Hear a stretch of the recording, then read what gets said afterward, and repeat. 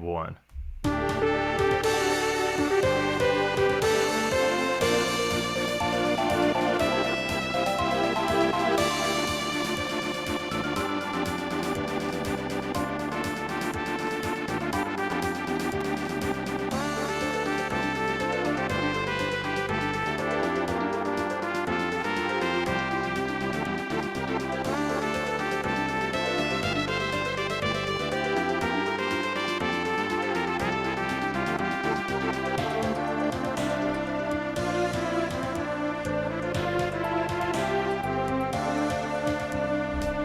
Hang on, I just realized this isn't the Golden Years version.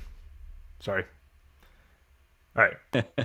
Try again. I'm sorry.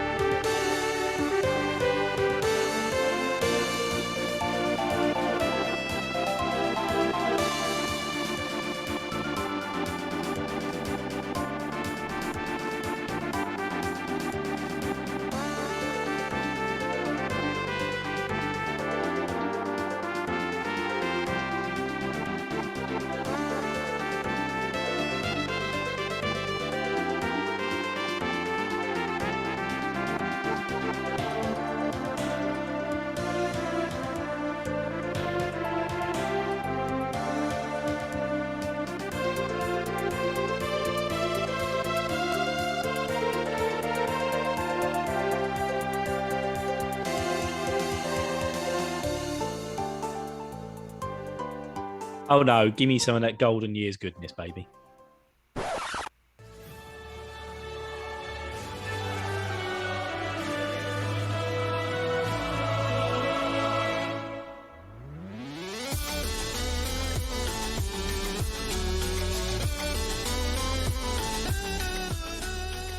Welcome to the RPG After Years, your weekly show covering all things RPGs from the past, present, and future. I'm Scott. With me today is our podcast host, all the way from the Atlantic. It's me, Bill. This is episode 103. Oh, that actually scared me. We're here today. That's classic golden years lore, that is. I know, You've always got to be caught out by the drop.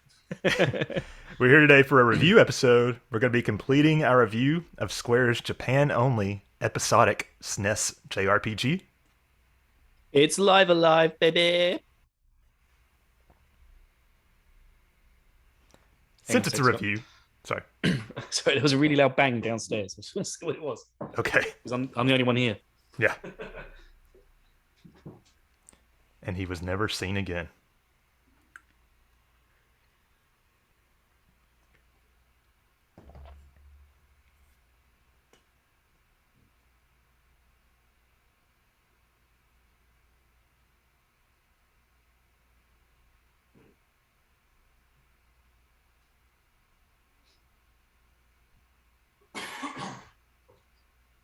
It's all right. I'm not dead. It was just some what do you call it? COVID home tests. Oh, okay. Awesome. Got a frog in my throat. Awesome. Love it. Right, go on. 5. Okay. Cut. Since it's a review, we're not going to be doing any catch-up or anything like that today. Just going to be finishing up the review. It's part 2. We're going to be covering the story, our final ratings, and some listener feedback. And also, later in the episode, Rich is going to join us. Well, join me. We're going to get rid of Bill, and then Rich will join us, me, for the final Chrono Trigger RPG Club. So stay tuned for that. It's been 4 years. You can't get rid of me. Apparently not. You're like a... You're like some kind of demon king that is just like plaguing us across time or something. Bilodia. But before that, just so we don't fall behind, here are a couple of quick show updates. Okay, so speaking of the RPG Club, for those that aren't aware, this is a segment we do every other week on this show. It's like a book club, but for RPGs. So the current game for that is Chrono Trigger, and the checkpoint is to beat the game, and that is due by Sunday, March 20th. So if you're listening to this on the day this episode releases to the public, you got like 3 or 4 days left, so get on that. You finished, right, Bill? Yeah, but March 20th is in 2 days. Oh, okay, hang on. So 4 days ago, if you're listening to this on the public feed. Oh, right. Yeah. So that would have been accurate for last week's episode. If you're listening to this when it came out, you're Yes. already late. Time is hard. Good stuff. Um, Yep. so, and then we're going to be beginning nominations 2 weeks after that day, which will be Sunday, April 3rd. So now's your Yep. chance to So get on that because that's a patron benefit. yep. So if you join the patron, you get your chance to nominate your game, which is really good. But remember, no one's allowed to nominate Final Fantasy VI. All right. Somebody's going to. I'm pretty sure that's already been confirmed. I know, Uh, but we don't want it. I think JS said he was going to nominate that. Oh well. I also If he, expect FF13 to be nominated once again. yeah, I'm going to nominate What we it. ought to do is just tell people, like, you know what? Chrono Trigger is technically part of the Final Fantasy series. So, Oh no yeah, F. so we can't do series back to back, can we? There we go. Yeah. I think those people would Ah, riot. But yeah. So, yes. and then also, if Speaking you're of a Final Fantasy patron, series, you oh can yeah, go on. you can also vote on the games that get nominated, and that'll be happening a couple weeks after the third. So now's your time to get in on that. But yeah, Yeah. back to you, Bill. Nominations begin April 3rd. Also coming up is the Materia Lockdown, which will start next week on March 26th with added Nuzlocke rules, which I went over last week. Basically, if a party member dies, you can't resurrect them. Unless they get resurrected during like a story beat, and that's fine. You only get 9/10, that's one per character, and you can only use items where you can save. And I think there was something else as well, but I can't remember what it was. Yeah, so it's getting complicated, people. I'm going to be playing that with Nuzlocke rules, and I'll see if I can incorporate some time streaming it live as well. But yeah, we'll see how that goes. But yeah, that starts March 26th. And good news, Scott, I've tested the bot and it works. Nice. It's still alive. Every year it's like a big like, is it still gonna work? It just won't die. No, it just won't die. So for those that don't know, the Material Lockdown, it's a Final Fantasy VII based charity challenge that we do every year. You can go to materiallockdown.com. Is it materiallockdown.com or ff7mld.com? No, materialockdown.com. Okay. You would think I would Scott built remember. the website. I was about to say, I would remember since I built it. But yeah. So that's it for that. I hope a lot of people play along this year. And Yep. then the last thing before we get to the review is our RPG releases. We forgot to do that last week. So in the last 2 weeks, let me just speed through these. Dot Hack GU Last Recode came to Switch on the 11th. Also on the 11th was The Cruel King and the Great Hero on PS4 and Switch. And that came out on the 15th in America, by the way, 11th in Europe. On the 14th was Telepath Tactics Liberated on PC. On the 17th was Dark Deity to Switch. Also on the 17th was Anno Mutationum, PS5, PS4, PC. Black Geyser Couriers of Darkness exited early access on the 17th. On the 18th, we got a big one, Strangers of Paradise Final Fantasy Origin on basically everything except Switch. Never heard of it. There's a lot of people talking about it in the community. It's like I think the consensus is yes, this is a bad game, but it's good because it's so bad, or something. From what I It's like understand. Marmite. It's like Marmite. You either love it or hate it. Yeah. Kowloon High School Chronicle came to PS4 on the 18th in Europe. Rune Factory 5 came to Switch in North America on the 22nd. Relayer came to PS5 and PS4 on the 24th, and finally, also on the 24th, was The Ascent on PS4 and PS5. So lots of games coming out. Yep, and games to be released this week, which include some of the games Scott just mentioned, like Rune Factory 5 on the Switch. On March 25th in the EU. Tiny Tina's Wonderlands coming out on basically everything except the Switch on March 25th. Abdamore coming out on PC March 29th. Dungeons and Dragons Gold Box Classics sounds invigorating, coming out on the PC on March 29th. Crystar on the Switch March 29th North America, April 1st in Europe, because it's a bank holiday in Europe, so it's been delayed by the time for a day off. Weird West on PS4, Xbox One, and PC coming March 31st, and Comoron coming out on Switch and PC March 31st. I think Koromon is the only one I've even heard of off that list. So It's a Digimon, isn't it? I think it You never actually heard of Rune is. Factory? Yeah. Yeah, I'm sure Coromon's a Digimon. But yeah, Rune Factory is quite popular. I know Local Yeah. 4's been really looking forward to that coming out. I feel like it's been like years since that was announced. Yeah, so do I. I feel like since the Switch started, they've been like, Room Factory 5 is going to come out. Yeah. Like a launch title. And here it is. So that's it for our quick show catch up. So let's launch back into the review, shall we? Yes, indeed. All right, so you can listen to last week's episode if you want to hear us talk about the development history of the game and the gameplay. This week we're here to talk about the story. So what's our general setup here, Bill? Yeah, so the game actually starts you off. There's kind of 7/8 chapters, which can be played in. No, is it 7 chapters in any order, or is it 6? I want to say it's 6. Yeah, I want to say it's 6. Hang on. So we've got 1, We got to 2, count. 3, 4, 5, 6. No, there is 7. Yeah, so Okay. there's 7 chapters, which you can just go and play in any order you want. Very, very Saga-esque. If you've played Saga Frontier, that's exactly how that game is. There's just 7 characters on the screen. You get to pick one, and then you play through their story. But once you've played all 7, it then opens up an 8th chapter. And then once you've completed the 8th chapter, it opens up the final chapter. I remember by the time we were getting to those last couple of chapters, I was like, this game is longer than I was initially led to believe. Yes. Because I thought I was getting into like a really short game, but that wasn't the case. Well, some of them were very, very short, like the strongest chapter, the wrestling chapter. Yeah. That was extremely short. That took about half an hour once you got the gist of how not to die. Once you got the Abu Gassi, and you're basically invincible.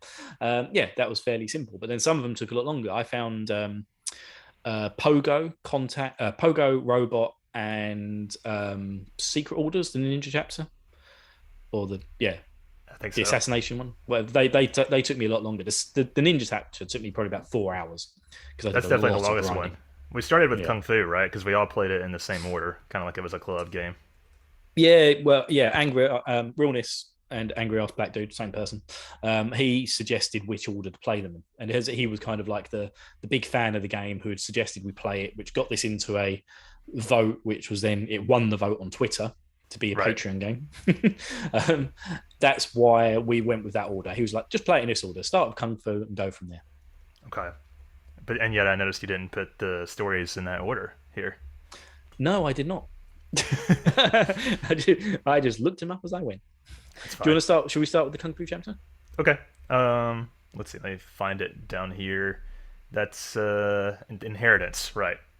Yep. So that one's yours. And that was mine. So, in ancient China, there's an old kung fu master of the Jingshuang Kuang Kung Fu. I think I did quite well trying to pronounce that. Nice. It almost sounded good. Kung Fu tradition, and he takes on 3 students to pass on his art before he dies. While the master is away one day, the dojo is attacked by a rival dojo, seeking revenge for an insult. 2 of the students are killed, the surviving student being the one the player trained the most, prompting the master and the surviving student to avenge their deaths. The rival school, led by Odi Wang Li, is defeated, but the master dies afterwards, having used the last of his strength in the fight. The student who succeeds him then becomes the master of the tradition and takes on a new generation of students. Right. So the main mechanic of this chapter is which student you take on, because the other 2 get killed, and it's whichever one you trained the most with. So I think we actually discussed last week how we had different ones. You said Link, I think? I think I had Lee. Yeah, Lee. That's the girl, right? Yeah, when you start off the game as the Kung Fu master, you basically just start wandering around. There's 3 small areas you can go to. There's like a wood and 2 towns. You go to one of the towns and there's like a kid who's got involved with some gangs. And so you rescue him from these gangs and then he becomes one of your students. Lee is kind of just wandering around the woods, stealing from people. So you beat her up and then she goes, okay, I'll join you. And then there's the fat kid who's stealing food. Samo is his name, I believe. Samo, that's it. So they become the students of the master. And then, there's this weird, it goes into this like weird training montage, but you get to fight the students. And it's hilarious because you basically just beat the shit out of them. Right. Like, they are not strong enough to fight you. But I didn't know the fact that whoever you trained the most would be the one who survives. No, I Okay. wasn't aware. So when they all died and it was only Lee left, I was kind of thinking, oh, I did put a bit more effort into Lee. Thank God for that. um, but yeah, I just kind of like beating Lee up more than the other two. Yeah, I streamed all of Live Alive, and so I had angry ass black dude in the chat warning me about these things. So I trained exclusively with Samo, and everybody else like didn't even get a single training session. So I was a bad master. So yeah, you just basically beat up Samo until he was like, "I'm so sorry, Scott. Yeah, I Take will me with say you." that that's the thing I didn't like about this chapter is the training. It makes you do like 12 battles like right in a row almost. It's like very repetitive. I feel like almost all of these scenarios have at least one like major downside of them that otherwise would have been great. So if you only beat up Samo, did it get to the point where Samo was getting quite strong and was actually opposing a challenge towards the end? I don't think I ever struggled to beat him, but I didn't really struggle with the enemies once you change to Samo afterward. Right. Okay. Yeah. Because I basically just one slapped everything. Every training session was like, "Hey, come train, slap." One hit, Yeah, you're dead. Um, but yeah, but I liked it. I was very shocked when the dojo was attacked and the other two characters died. I was just like, "Oh shit! yeah. I I will can't believe say this has happened." with Live Alive Story, they don't really pull punches for the most part. I mean, I know you don't have very much time to get attached to these characters, but at the same time, it's like, whoa, they actually killed somebody off. You're not really used to that in a game from that era, Super Nintendo. Yeah. Um, But then this game also has a very big boss gauntlet at the end. This chapter, right. there's like 20 bosses you have to fight in a Oh row at the yeah, very end. They're all sitting around that big table. yeah, and they just send you one at a time, almost like a boss rush at the end of a Mega Man game. Yeah, and I think at one point there's like the three women get up and you have to fight them all at once. Hmm. But yeah, until you get all the way up to OD Lee. And yeah, I think a lot of those fights I really struggled with. Like I was save scumming so that when I died, I didn't have to walk all the way back. That's But really yeah, smart. it was kind of like because my Lee character wasn't as powered up as they could have been because I didn't put all of the training into Lee. I kind of because I paced it out between all three of them. Right. So yeah, it was interesting. It was an interesting mechanic.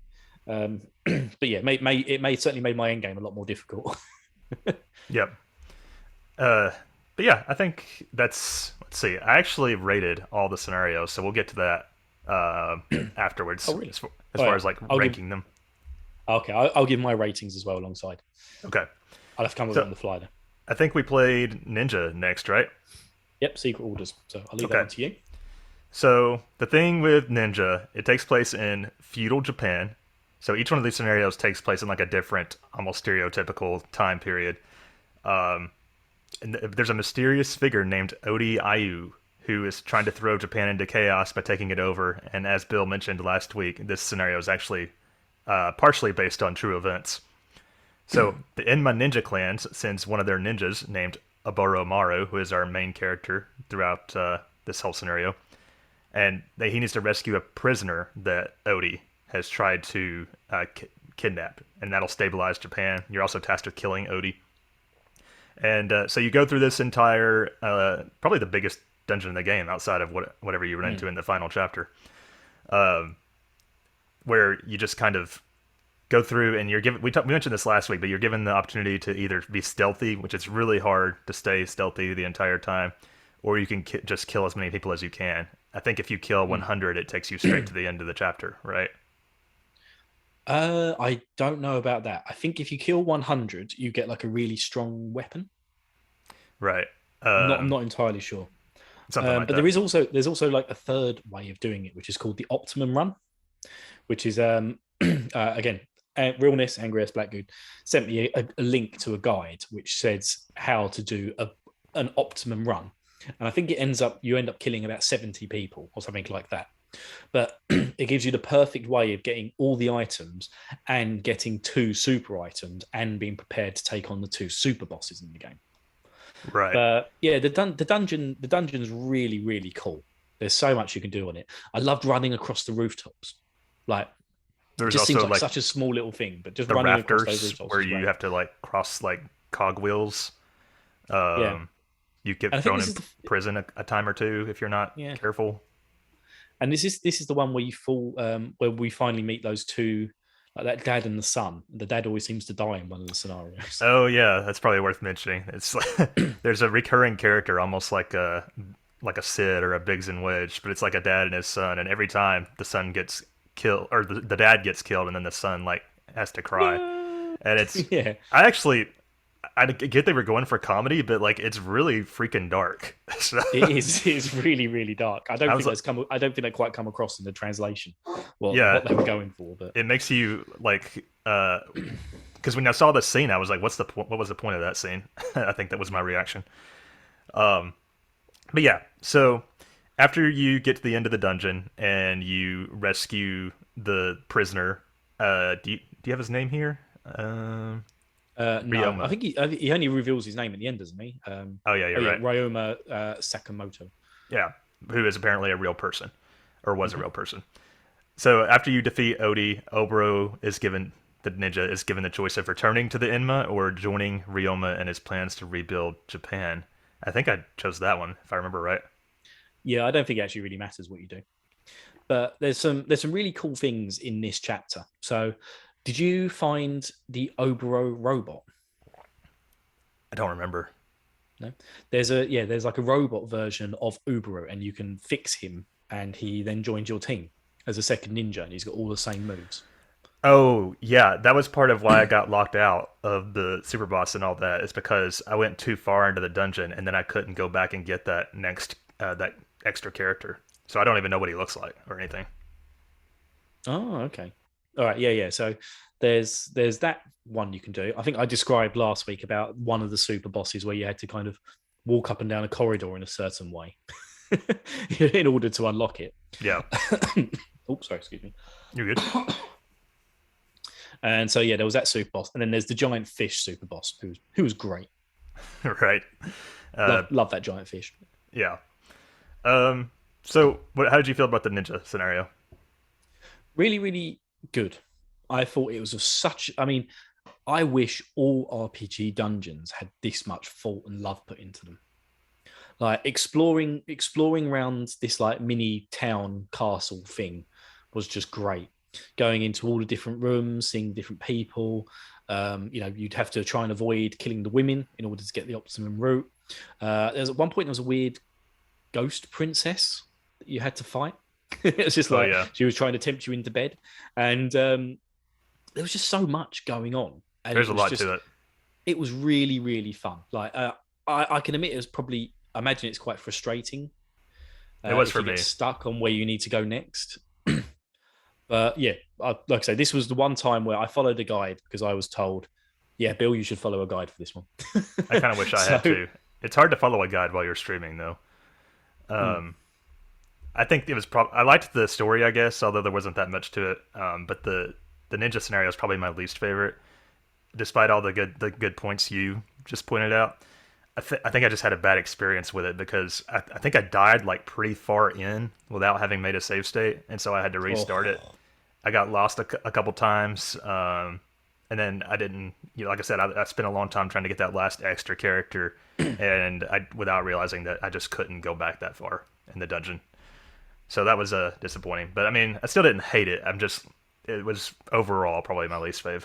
no, I loved it, and this also has one more secret to it, where you can actually you can actually leave the castle at the very beginning, and basically you have to go through a boss gauntlet to of fighting the Emna Ninja Clan and eventually fighting the boss. I didn't know that. But it doesn't even matter if you do manage to kill the boss. It doesn't matter. It still gives you a game over because you've basically gone the wrong way. Gotcha. But yeah, but it is another thing you could do. You could just be like, no, I'm not going to go in here and kill all these people. I'm going to go the other direction. Yeah. Okay. So what was the next scenario?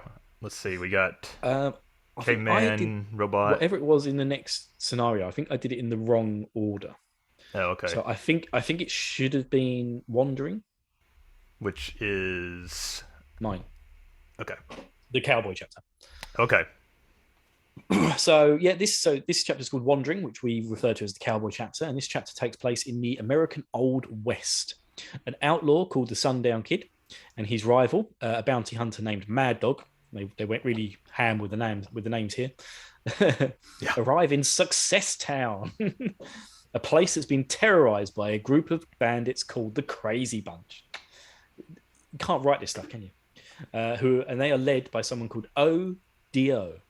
I can't remember if it was the second or the third scenario, but I called it that it was the same villain pretty early on. I was like, it's the same person, and then angry ass white dude in chat was like, I can't believe you figured it out already. So Yeah, because I think this is where I got it as well, to be honest with you, because it was just like, it was Odie Wang Lee, wasn't it? And then it was Odie Lu. yeah, And I didn't kind of get that together because it was ODI Wang Lee, and then it was ODE Lu. And yeah, I hadn't put it together at that point. And oh god, yeah, he turns into that weird frog thing at the end of Secret Orders, doesn't he? Oh, Forgot yeah. about that. What a weird boss. Oh yeah, I forgot Hard about as hell that. as well. Yeah, all that toxic Yeah. poison and shit. Yeah, that was really, really weird. Yeah, anyway. Yeah, back to wandering. And then yeah, when ODO suddenly rocked up on the thing, I was just like, they're all kind of the same. Like they all sound the same when you say the names. Yeah. So yeah, I kind of clocked it at this point too. But yeah, so the Crazy Bunch is led by Odio, who is the remaining survivor of the 7th Cavalry Division. Sundown stands up to the bandits, and they decide to raid the town in retaliation. Mad Dog agrees to help Sundown, and the townsfolk prepare the town's defenses. And then after the town emerges from the battle victorious, Mad Dog challenges Sundown to one final duel. The player has the option of killing Mad Dog or running away. I think I killed him, if I remember right. I wouldn't have ran away, I don't think. Yeah, no, I killed him too. It's like, fuck you, Mad Dog. We just did all that together and you still want to fight? Yeah, because it's almost like an anti-hero type thing where like you sort of see each other as equals, but then he fucks it up at the end. They just have this rivalry. This was actually my favorite chapter. Oh, really? Oh. Yeah, I liked all the little sub threads going on through this. Like you got the sheriff, who was the cowardly sheriff who gets his bravery back. You got I forget her name, but the barmaid, the sheriff's daughter or something. Who, I think she was called Emma or something, wasn't she? Yeah, you got the mariachi band. You got the 3 townsmen who you have to like figure out which one's better at certain things as far as setting traps. Yeah, because they're fast and slow, aren't they? And they're all named after famous Western characters as well. Yeah. Oh yeah, I forgot about that. Like they were called Clint and something else. I can't remember the other two, but yeah, they were all named after people. You also got that famous line in this chapter. It's like something about cheaper than a whore on nickel night or something like that. Do you remember the exact quote? I can't remember.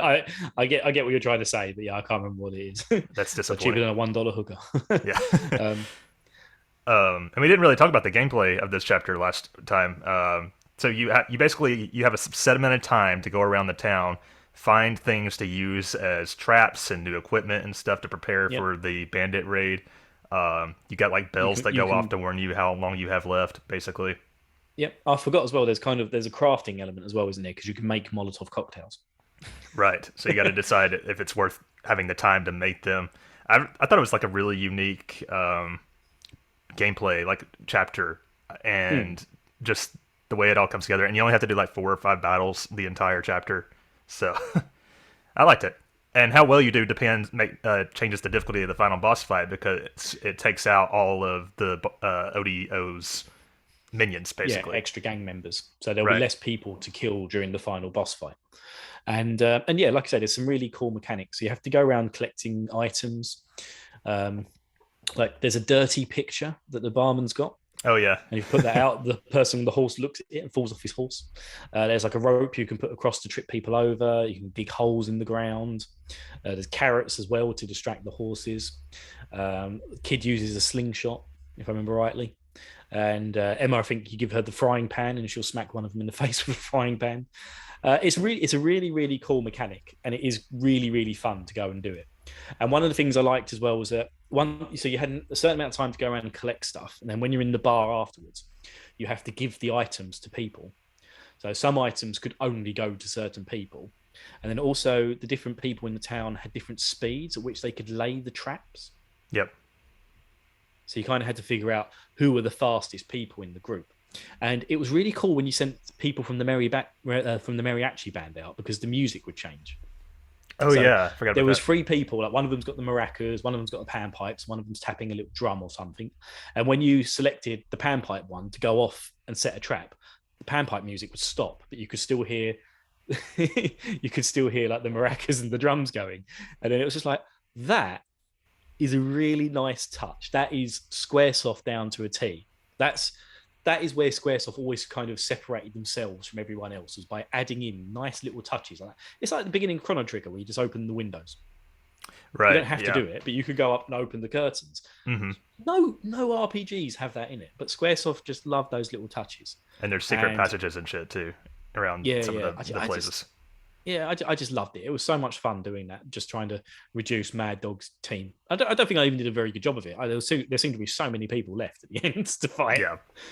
I think I actually lost and had to redo it, but I didn't really mind because I found it fun. So I found a screenshot of the quote I was thinking of, and it's Mad Dog says to Annie, "Ah, Annie, you're looking hot as a whorehouse on nickel night." So, uh, yeah, I Ooh, love very that. PC. Put that on like a coaster or something. Yeah, put it on a t-shirt for Scott. All right, so was it? The underscore spot at twitch.com. There you go. Was it robot or wrestler next? I think it was wrestler next. Okay, the strongest. Okay, that's mine.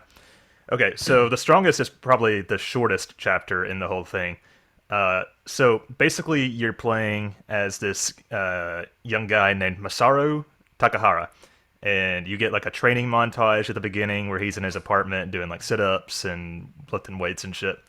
You get like a Bucky had a montage. yeah. There's basically a montage, and it plays like a almost like Eye of the Tiger type song. But basically, you're in this tournament to prove yourself the strongest in the world. They literally Street Fighter. You pick your opponents. Well, actually, I guess in that way, it's more like Mega Man, where you pick which boss you want to go in what order. And as they attack you, you like learn their special abilities. So if you do it in a certain order, you can like make the subsequent fights easier. There's like, is it 6 or 8 different wrestlers you fight? I believe there's 6. Okay, and they're all like Street Fighter from different areas of the world. Some kind of stereotypical, like you got like a sumo wrestler, you got like a female fighter, you got like almost Dalsum like guy who has really stretchy limbs. I think. I don't remember them all, but of course there was the guy who was like clearly meant to be Hulk Hogan, the American wrestler.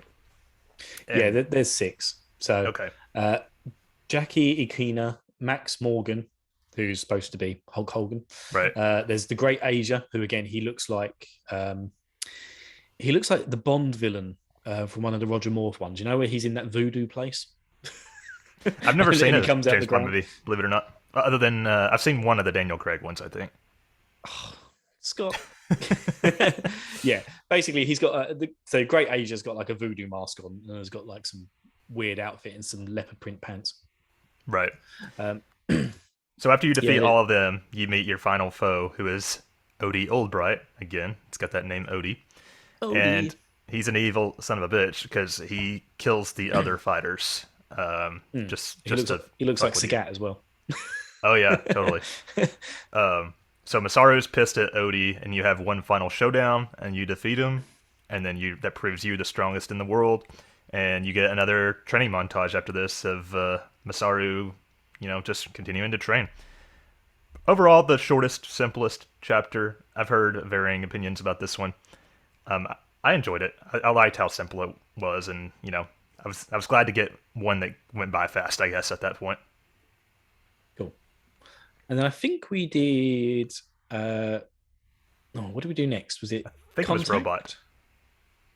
Oh, then that's one of yours. Okay, let me scroll up here. Okay. Oh yeah, it was Caveman, wasn't it? All right. So Caveman takes place in prehistoric times, and you play as this kid named Pogo, who's just think almost Gal from Final Fantasy VI, except he can't speak. The unique thing about this chapter, like we mentioned last week, there's no dialogue, so they communicate through like grunts and emoji bubbles. Exactly. So you're Pogo in this tribe of cavemen, and there's this other tribe that came in who are preparing to sacrifice a cave woman named Belle. I think she has pink hair, and to their god, which is a living T-Rex named ODO. It's like they're having to get really creative with different ways to remix this name now. So she escapes to the south and she hides in Pogo's cave, and she's like stealing their food to survive. Eventually, Pogo discovers her and immediately falls in love with her because I don't think he's ever seen a woman before. And I should also mention that Pogo also has a gorilla friend named Gory. So Pogo decides to hide her from the rest of the tribe, and then the Northern Ku tribe attacks to retrieve her, and Pogo repels them. However, the elder of the tribe is like not down with women being among the tribe, apparently. So like, what are they gay or? It's a sausage fest tribe. That's what it is. Yeah. I think he realizes that she's come from another tribe. Right. So the elder exiles Pogo and Belle and Gory, and you have to like kind of cross the wilderness a little bit here. This is where you have to do some grinding. There's a mechanic where you have to like forge new equipment, which is really annoying. There's also this guy named Zaki who you fight several times in this chapter. He's red-haired, and it's played for laughs because he uses a snake as a weapon, but he's also not wearing anything except the snake. So the snake is always like just obscuring where his crotch would be. It's actually kind of funny, honestly. Well, yeah, because when you kill him, the snake kind of stands up. Yeah, don't they like literally blur his crotch at that point? Yeah, I think so. It's really, really good. I like the way they do that. So you go to the Northern Tribe, you take them out, and then you fight Odio, and Zaki actually helps you here. He joins your team, so you got like a full team of 4. Assuming you didn't lose Gory, I think there's a way you can lose him temporarily and not get him back. Can you? I think so. Like, there's a part where you run into female Gories or something, and you have to like pick him back up or something. I could be wrong about that. So after you defeat the T-Rex, peace is established between the two tribes, and they get to live happily ever after. And Pogo gets with Bill. And isn't there a scene where they have kids or something? Or am I making that up? No, there's a scene where they kind of have sex. Okay. So they get into bed together, it all blacks out, and then he says the first words of the whole chapter.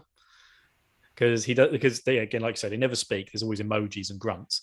That at the end he goes, "Lo, oh, of love."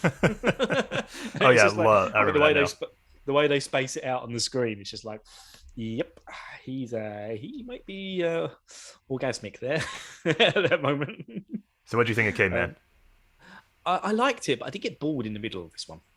Yeah, like I say, there was something about it that just kind of, the story beats kept starting and stopping for me. So for some reason, I kept putting it down in the middle.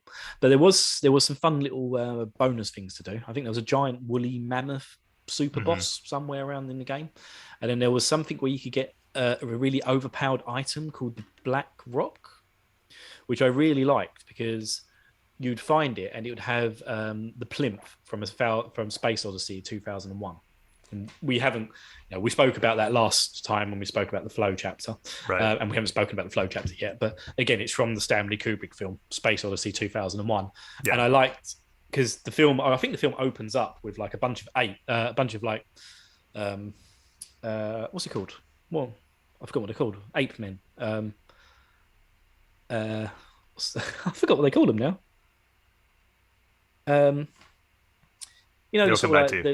It's like a species that has died out, but it was like the species between apes and humans. There's like that middle species. Oh, God, I don't know why the name's gone. You're not thinking of Planet of the Apes, are you? No. Okay. No. This opens up with these sort of like prehistoric humans, all sort of dancing around this big black obelisk, just sitting there.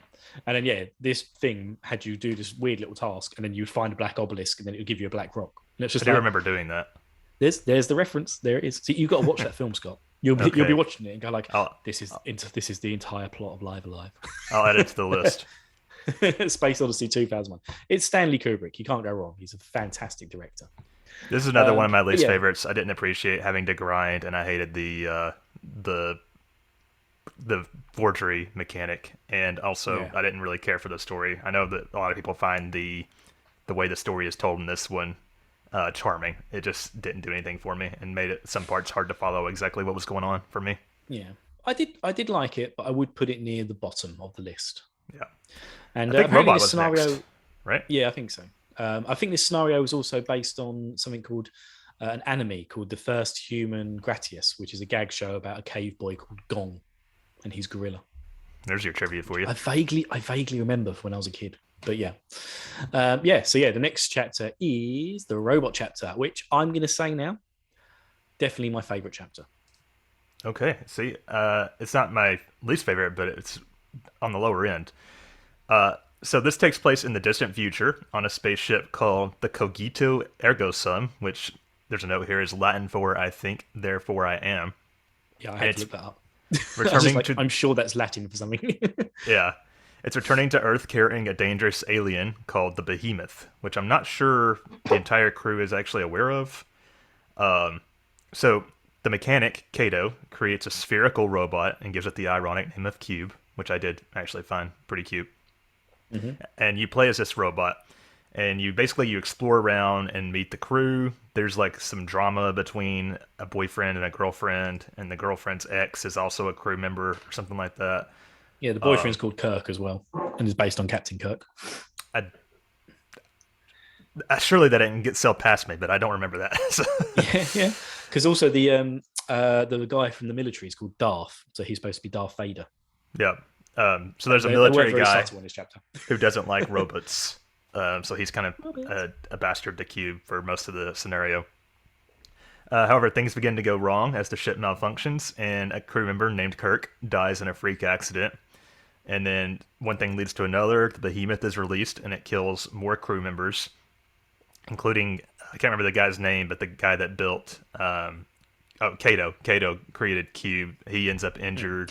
I think the girlfriend character, she goes like insane from Rachel. Yeah.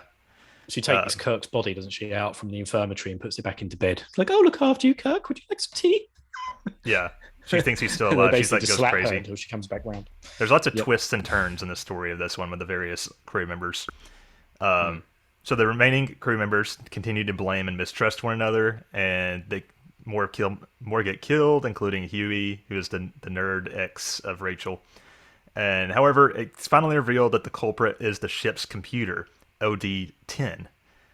So you hack into the computer and defeat it, and it's the only fight in the game. This scenario, the final fight, unless you do the mini game.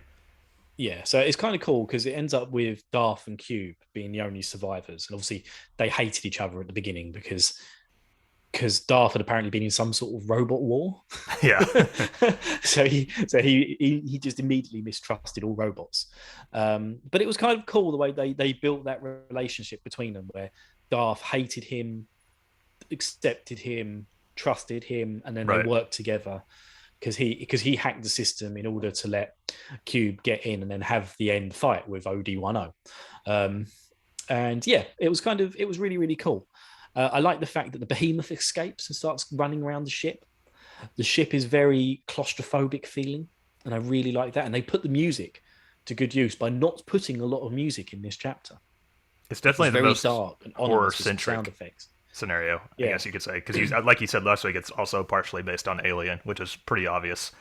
There is a gameplay mechanic, like you mentioned, where you actually have to avoid the Behemoth, and if it touches you, it's just instant death. Yeah, you can die as well by getting sucked out the airlock if you push the wrong combination of buttons.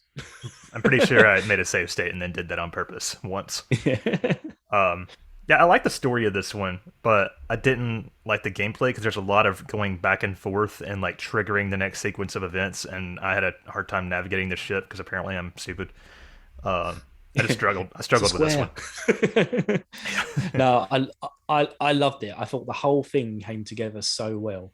Like the fact that the ship was called Cognito Ergo Sum, which is I think, therefore I am, and the whole plot of the game is the ship's computer has come to life and is now killing everyone. Yeah. And it's just, I really liked it. It was really tense. Yeah, I mean, games don't normally bring out that sort of feeling. Do you know what I mean? They don't normally make you feel like really tense and anxious, like especially RPGs. It's normally just like, oh, I've got to grind to the next story beat. But it really did a good job of bringing out a lot of emotion in me, and I loved it. On top of Absolutely loved it. having varying gameplay mechanics and varying characters, it's nice that some of the scenarios even shift genres entirely. It feels like at Yeah, times. So yeah, exactly. Yeah, we've suddenly gone from a prehistoric game to Star Ocean, like right, with a robot. except it's And actually in yeah, space. yeah, I think it helps as well that it was heavily based on two films, which I absolutely love. Yeah. All right, so we got one more scenario before we get to the final ones. Um, Flow. yes, this is the near future chapter, I believe. No, Yeah. yes, okay. Yep. And I did like this one. This one's set in Japan, and there's a biker gang going around, excuse me, called the Crusaders, and they've been kidnapping people with unknown intentions.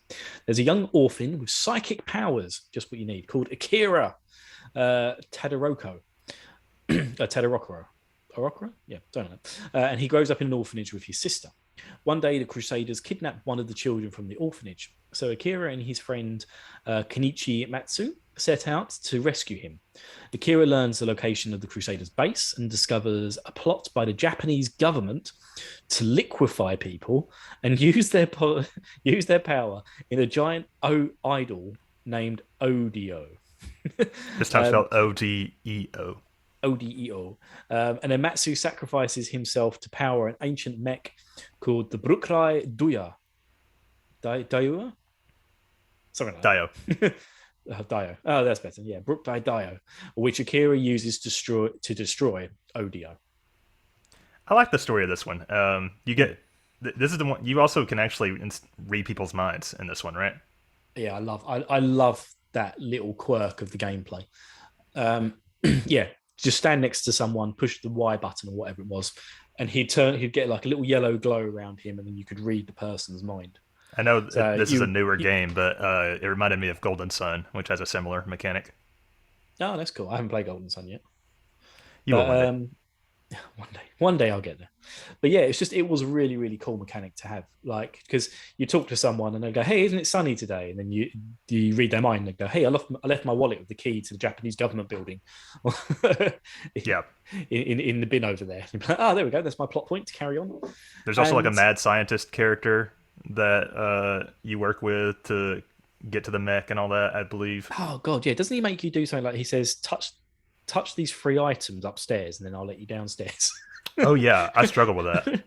Yeah, so did I. He's like, touch the statue, touch the bog roll, and touch this other thing. And it's just like, Hmm. then oh yeah, then you had to go to the toilet at the very end, didn't you? A flush, and then he came in, and then the toilet raised down. No, yeah, went down like an elevator into the head of the robot. I must have It's done like, that part what like is four or going five on? times before I got it right. Um, Yeah, I think and this whatever chapter goes also far off to be has another mechanic with the forgery, which was the big downfall of this chapter for me. Oh, that was so annoying because you have to give the two items to the mad scientist, and then there was just a random chance you'd get another item out of it. They could only make one item. Like if you gave him Yeah. the trousers and the skirt, it would make a belt or something like that. But yeah, but if it didn't work, he would go, "No, I couldn't manage it this time." They give you the items back, and it's like, "Oh, I have to do it again." Yeah. Oh yeah, that was particularly frustrating. This one might have been my favorite if it hadn't been for that mechanic. Yeah. It was really annoying. So Um, I like the bit where the orphanage got attacked and burnt down.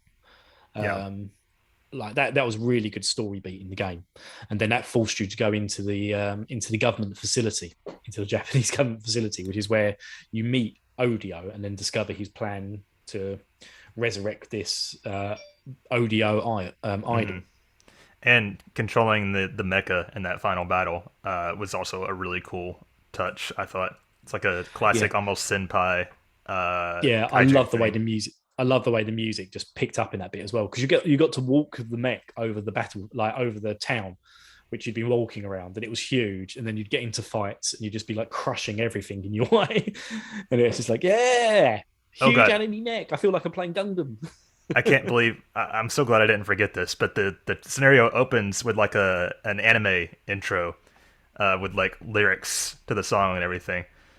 Um, I I Oh, realized you that sung that, didn't you? Yeah, I realized that it was supposed to be like an anime intro, and there's a great clip out there on Twitch of me What? singing the intro. So I'll have to try and get that and insert it here.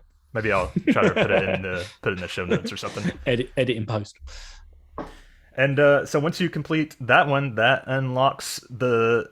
Once you complete these 6 or 7 scenarios, you unlock the penultimate one, which is the Night chapter, which I believe is yours. Yeah, which is called King of Demons. Oh, this is a chunky one. There's a lot to this one. Yeah, It kind of explains the entire plot. This is the best chapter in the game. Like, we've often discussed, sometimes the best isn't necessarily your favorite, but as much as I love the Cube chapter, this chapter is great. This is what the game is all about. It's getting to this chapter and playing through it. It's amazing. It is really good.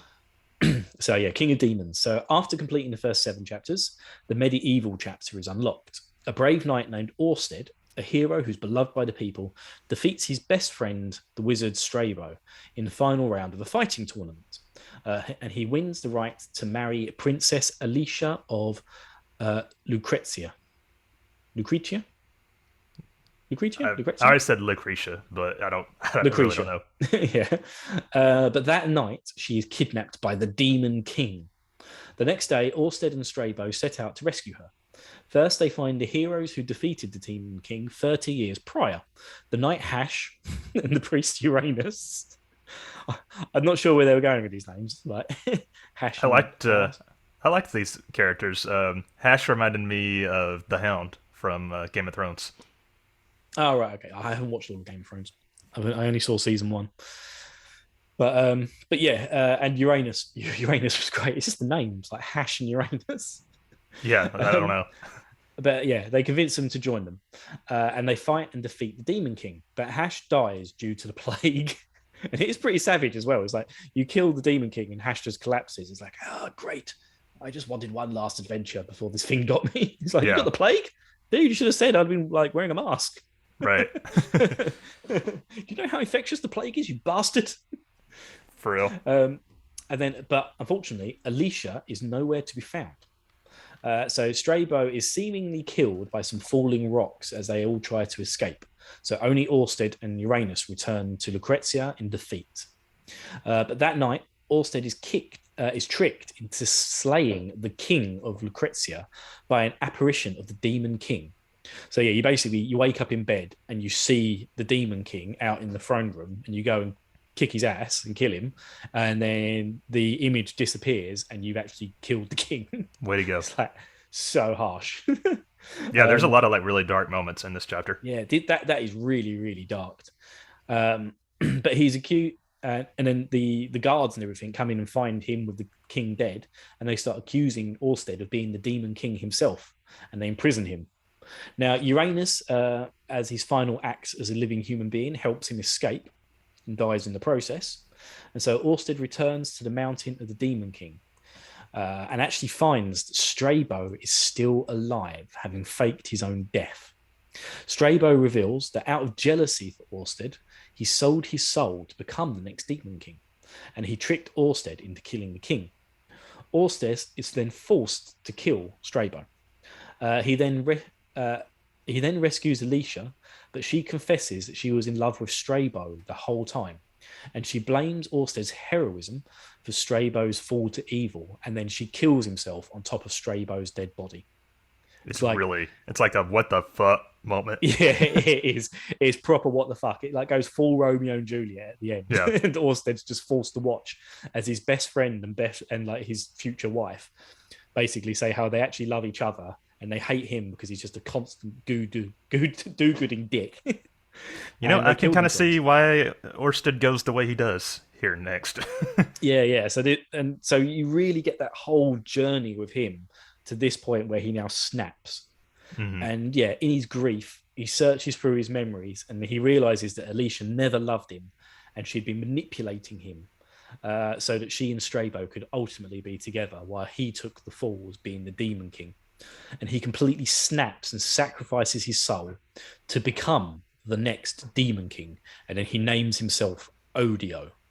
And then he takes revenge on the kingdom of Lucrezia, killing everyone, Yeah, it's and like that's the a end.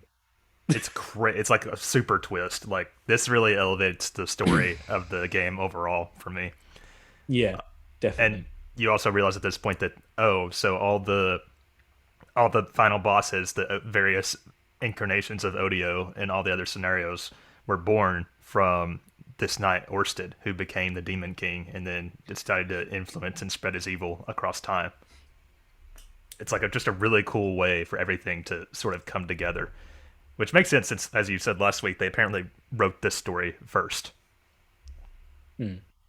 Yeah, yeah, that's what I mean. Like researching the game, I could see that it was just like, yep. They first of all they worked on this chapter, being like, let's get this chapter now down. And again, this was the chapter that was all done in house by Square, so all the designs were done by Square. Orsted was based, his design was actually based using the Warrior of Light sprite anyway. Right. So they grabbed that sprite and they completely built him up from that.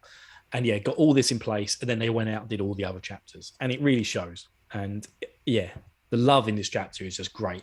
And the twist with him going evil and killing everything is just mind blowing. I loved it. Didn't know it was going to Same. happen.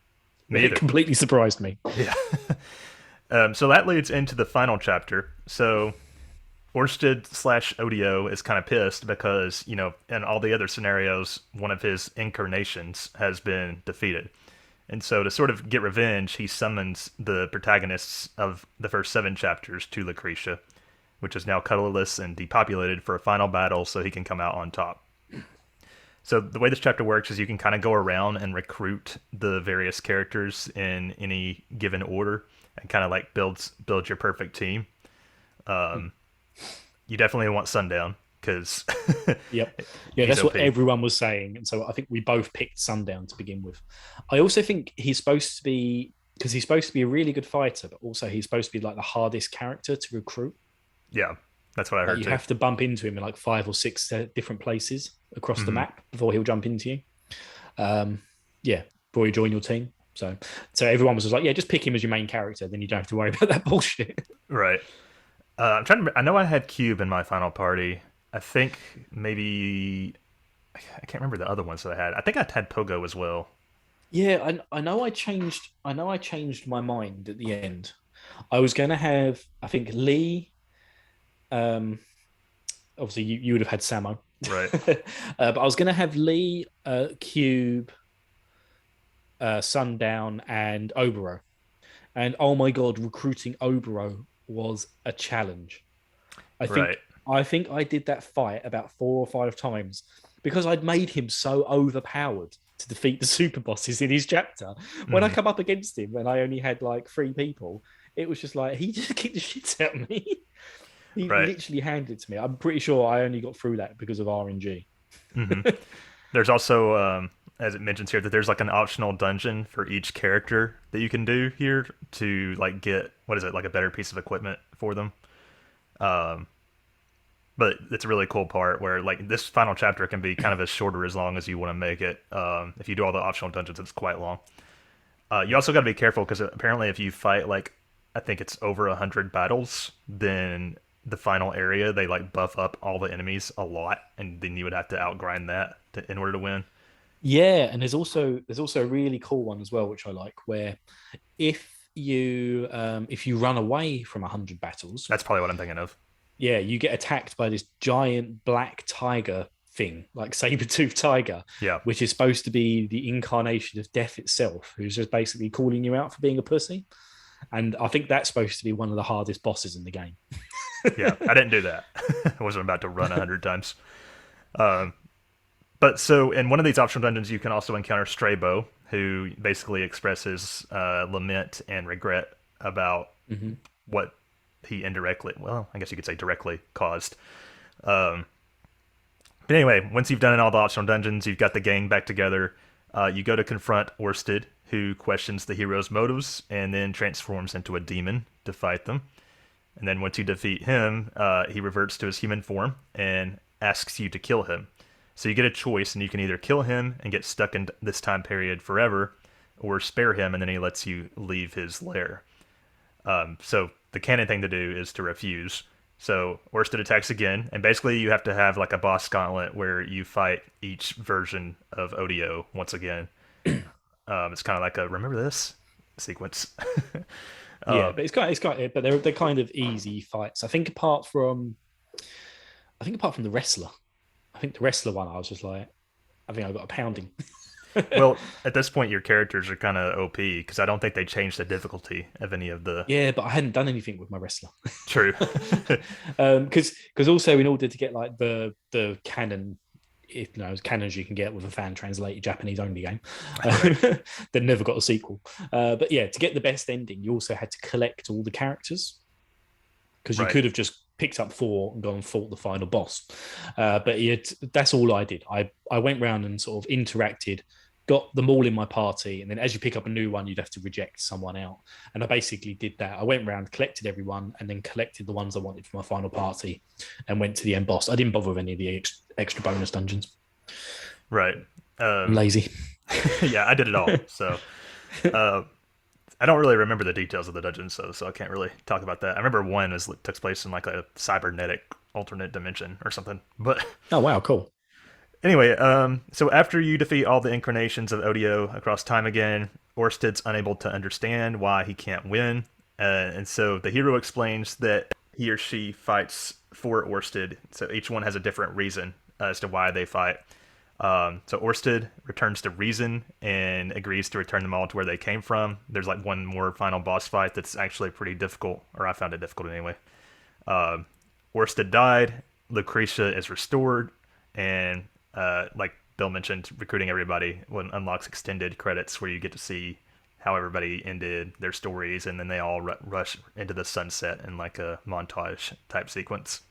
It's such a cool end sequence. Yeah, I can't wait to see how I they do that in the remake. Yeah, I absolutely loved the way they put it together. It was really like like for an SNES game that's fairly. I mean, I don't know. It was supposed to be released around time of FF4, wasn't it? We said last week, or was it I think FF6? so.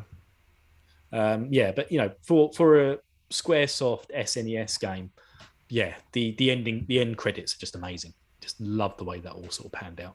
Yep. So, but there's Really, really also good. an alternate, a bad Yes. ending. Do you want to talk about that? Yeah. So the player if the player chooses Orsted as the final character's lead character. So, like we said a minute ago, me and Scott both picked Sundown to go through it.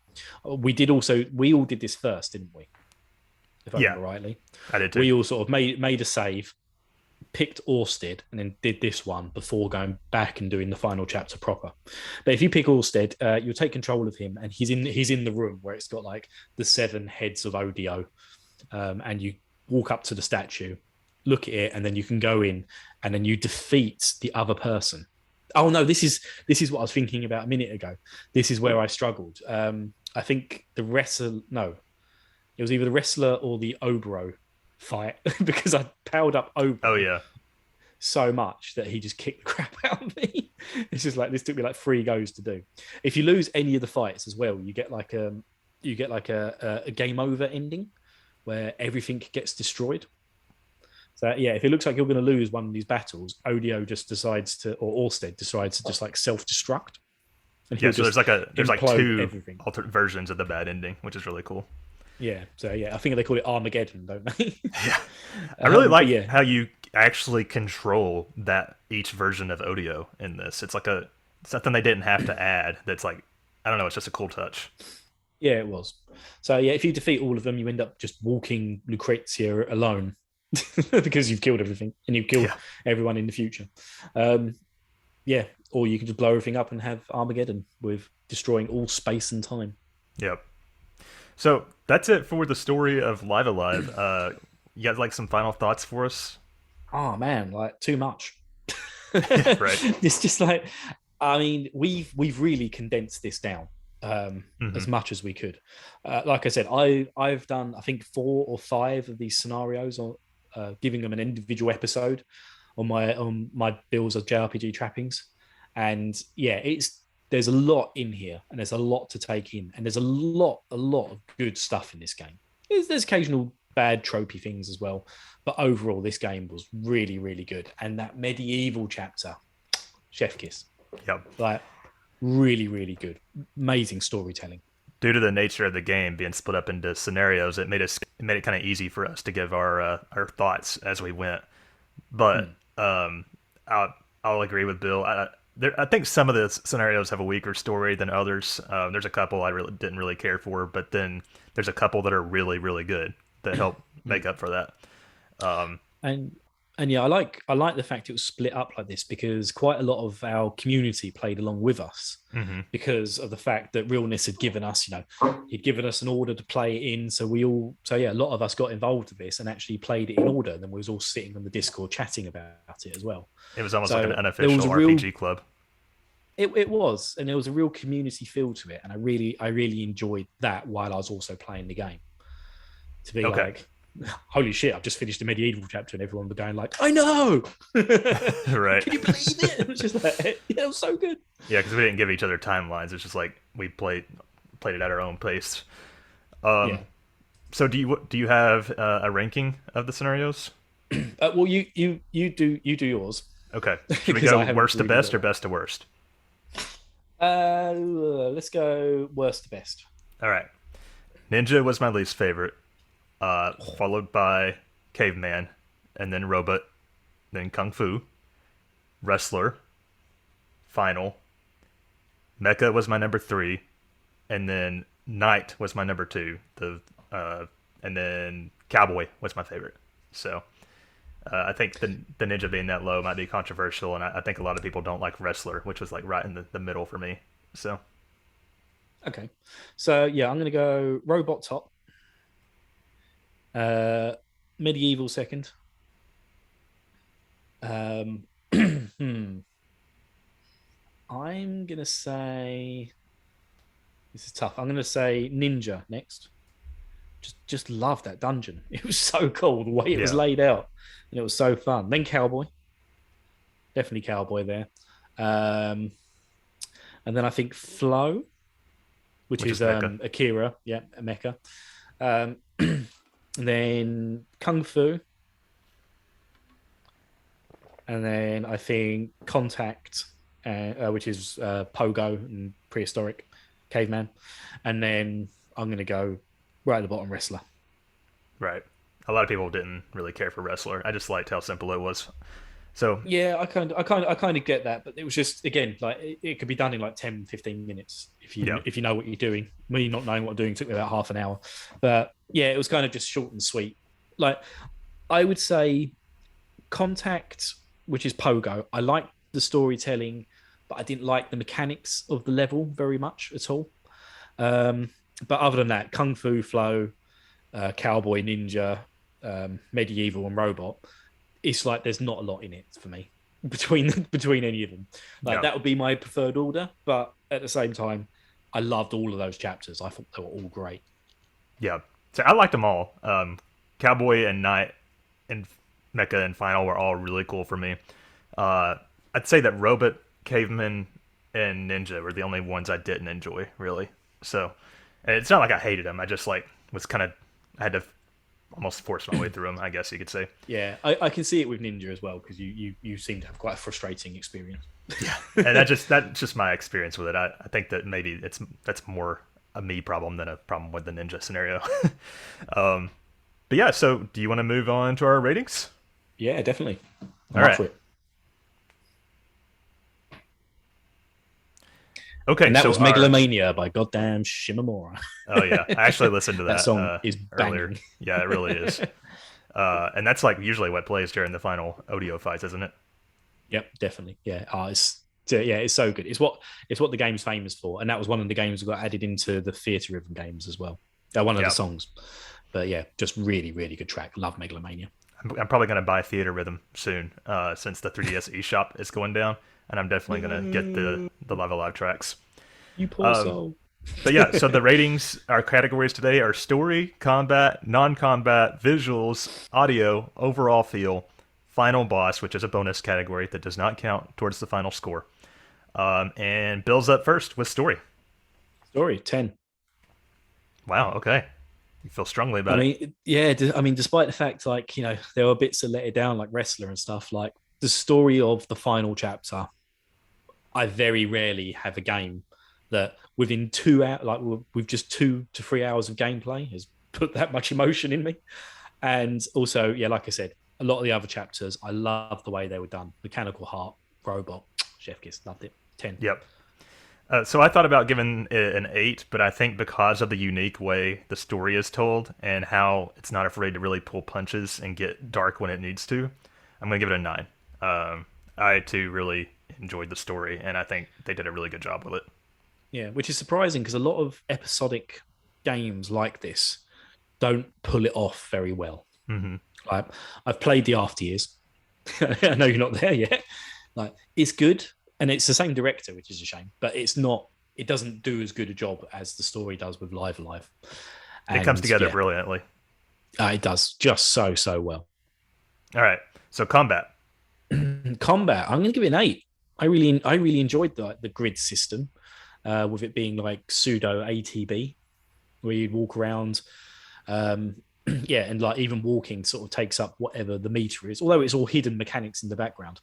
Yeah, I loved it. It gave it a real sort of feel of threat to it rather than just being full turn based. There was something else going on there, and I liked it. Really fun to play. I'm also going to give it an 8. I agree with everything you said. I think I would actually rate it higher because I really did enjoy the battle system if it was explained better. Like if there was some kind of time bar or turn order, and if your abilities had better descriptions, that type of thing brought it down a little bit for me. Non-combat. Non-combat's quite difficult. I mean, It's so different it's across the very chapters. I know it's very standard. Like the basics of it is very standard RPG. Like you're thinking FF5. You can Hmm. walk around, interact with shit, and you've got a reasonable menu system. It's not difficult to get. It's not like Secret of Mana bullshit going on in that menu system. It's just a simple menu system. So it is difficult. And then yeah, the bullshit of having to put stuff together. Like the Cowboy Chapter was fine. It was just put two items together and it's say, "You sure you want to do this? It'll take up a turn." It's like, yeah, Right. go for it. But yeah, I'm going to say a 7. Okay. I'm going to say a 7 because of the bullshit of the flow chapter and the prehistoric chapter. I'll agree with you again. It's a 7. Like we said, some scenarios are significantly better than others when it comes to the non-combat. The combination stuff sucked. A couple of the areas I felt it was really unclear where to go and what to do. But then, like you said, Cowboy and Knight, that kind of stuff is fine. So I'll go with like a decent score of 7. All right, visuals.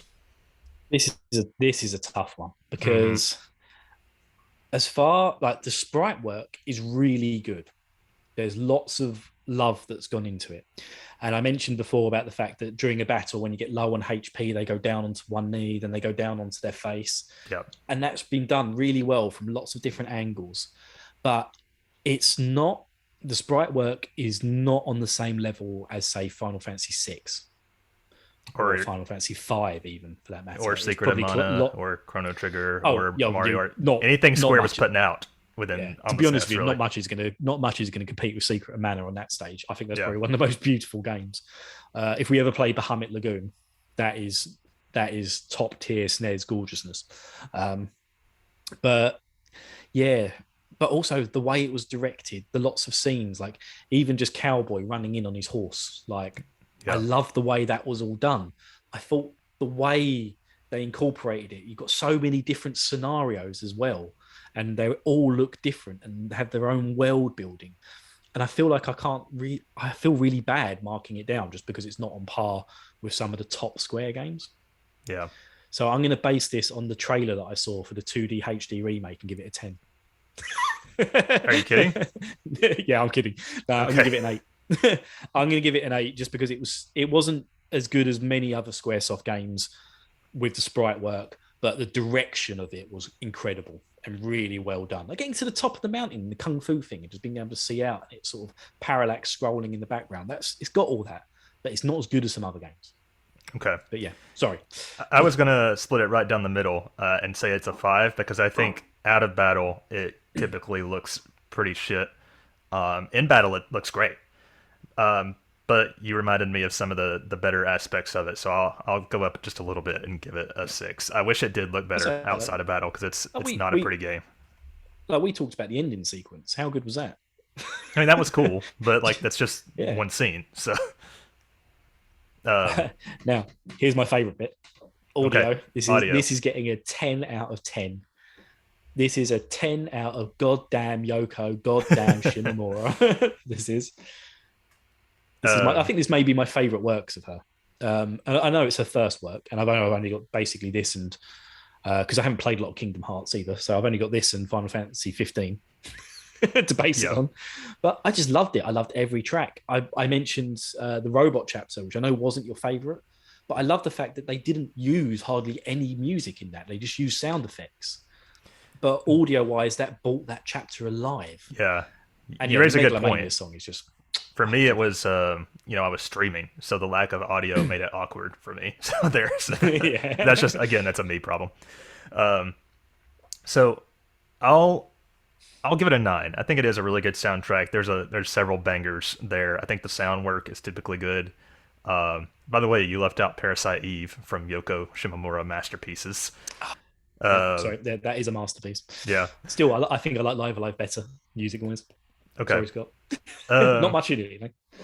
and then our final category, overall feel. Um, 10. Okay. I really enjoyed this game, and being able to pick something up and play through it in a couple of hours is great. Like, I agree. I thought that was really, really good. And, that was part of the idea. You could pick it up, have a short play session, finish a scenario, and just be like, all right, okay, I'll come back tomorrow and do the next one. Right. And I loved it. I thought that was a really good thing. So, yeah, this game, I've only got good things to say about. Okay. Um, See, I was less warm on it. I do like the game quite a bit, especially for the time that it came out and for how unique it was. But I do think there were some parts of the game that did bring it down quite a bit for me. There were scenarios that dragged, and I was just like, I can't wait for this to be over. So I was thinking about a 7, but again, I'll be a little bit nicer and I'll go an 8 here. Um, so that brings us to our bonus category, which is the final boss. Which okay, I yeah, I remember which one it is. What I about you? really I really enjoyed the final boss. He had kind of like a couple of different he had a couple of different like forms, didn't he, if I remember rightly? And like there was that weird mole thing that came out, but you couldn't attack the mole, and then he came out as like this weird demon winged thing. It's almost like this And Venus flytrap thing in the middle of the map. yeah, exactly. There was a lot going on. You had to kill the eyes and the mouth, and then you had to fight pure Odio.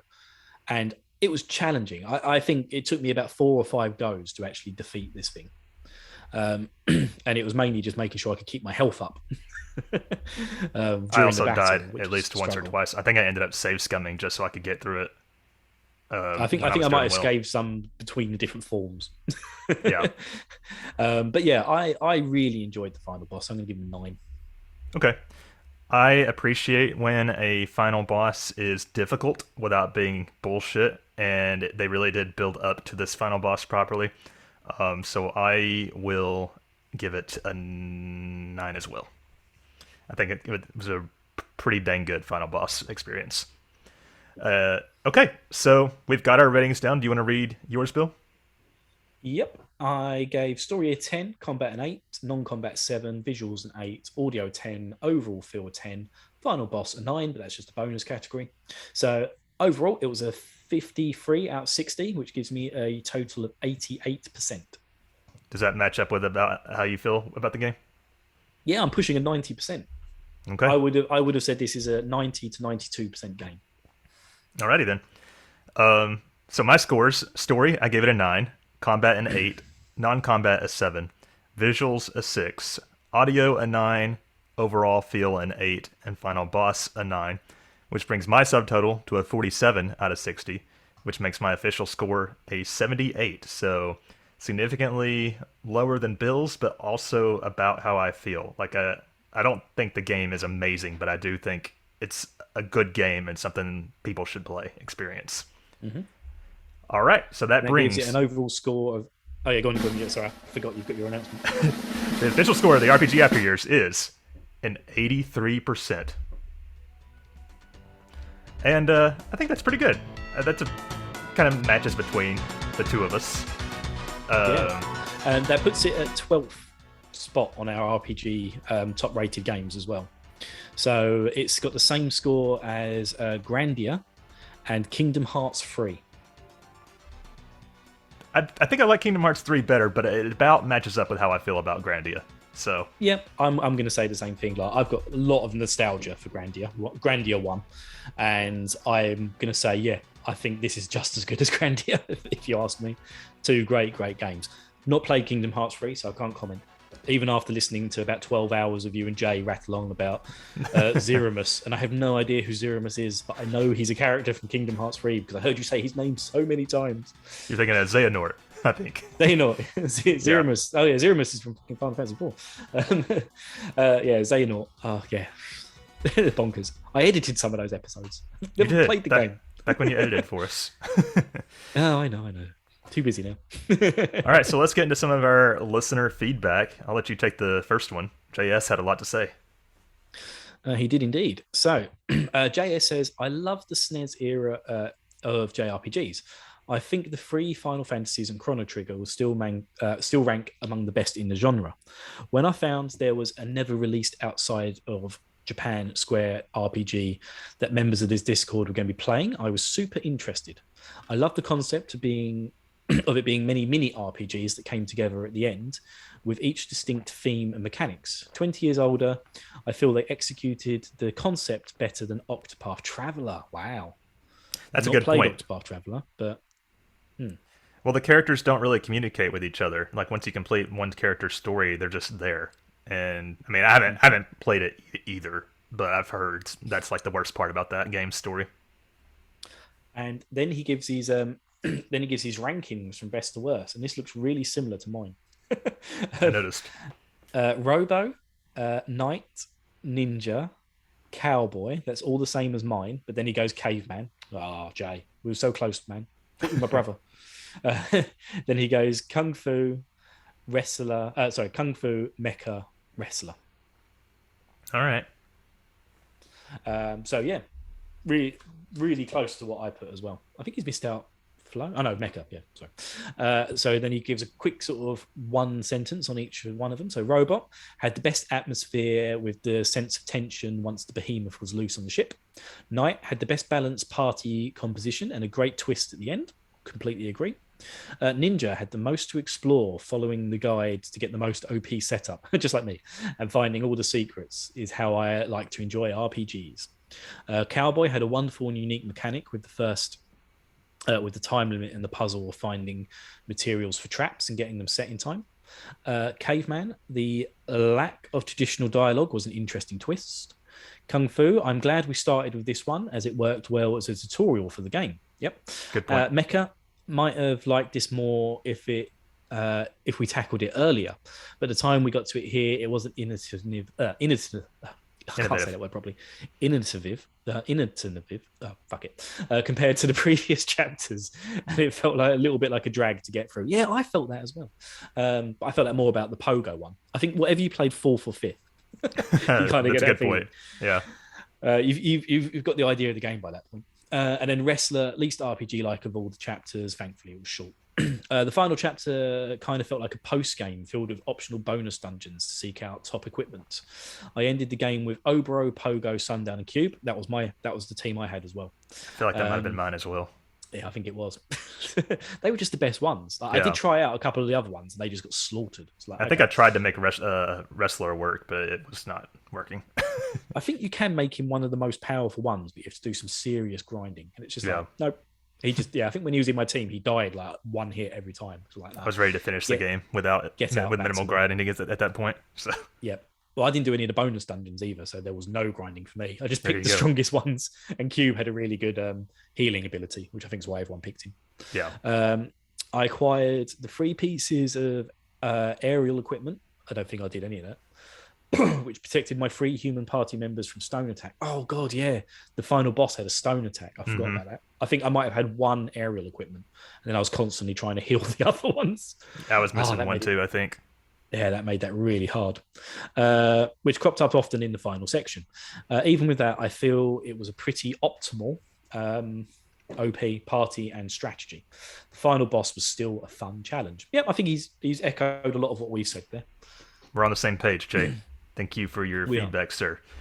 Moving on, Frost also left a little bit. He said, at first I was a little hesitant since the graphics in the overworld are very NES-like, and the combat is so repetitive. But as the scenarios went on, they got different enough to hold my interest, which is, I would say, the charm of this game. He also gave us a scenario ranking from best to worst. For him, it was Knight, then Caveman. Okay, that's pretty high for Caveman in comparison. Final, Cowboy, Ninja, Wrestler, Kung Fu, Sci-Fi, which was Robot, and Mecha. Okay, so he also rated Mecha really lowly. So his was a little different than everybody else's so far. Yeah, and he's added the final one in as well. Yeah. I don't think I bothered with that. It's just like, it's there. Says, get the band back and kill the end boss. That's the final chapter. Knight was my favorite since the combat was the best with your cast of 4, and the story turn was amazing. After that, the fact that Caveman had no dialogue was super interesting to me, and I appreciated it how they pulled it off. Ninja could have been its own game with a few tweaks, and probably would have been pretty good. I'm not really a fan of the ones that made you walk back and forth a ton and talk to the right people in the right order, such as Kung Fu, Sci-Fi, and Mecha. Yeah, I think I said something similar about the Robot chapter. I didn't feel that about Kung Fu though. I liked it. You just had to go to the 3 different places, get your team, and beat the crap out of them. He says, overall, like I'm glad I played this. It's certainly one of the most unique games I've played. The music is probably the best part of this game, and I'm most looking forward to the remastered soundtrack. Here's hoping for a vinyl release when the HD 2D remake arrives. Yeah, I'm really looking forward to that as well.